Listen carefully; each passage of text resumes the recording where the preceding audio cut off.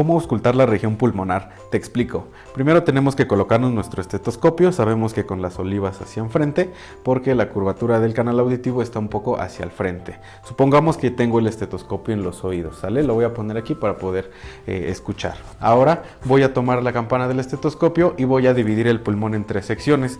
La sección superior es llamada apical, la sección de en medio es la sección media y la parte de la base del pulmón es la región basal. Ahora coloco mi estetoscopio y le voy a pedir al paciente que inhale.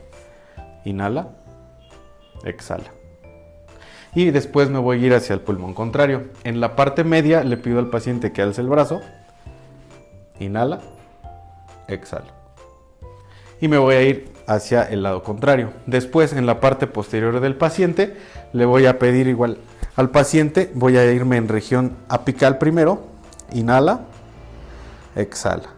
Y me voy a ir en zigzag. Inhala, exhala. Aquí ya ausculté la región apical. Me voy a la región media. Inhala, exhala. Y me voy en zigzag, lado contrario. Y después la región basal. Inhala, exhala. Y lado contrario. Inhala, exhala.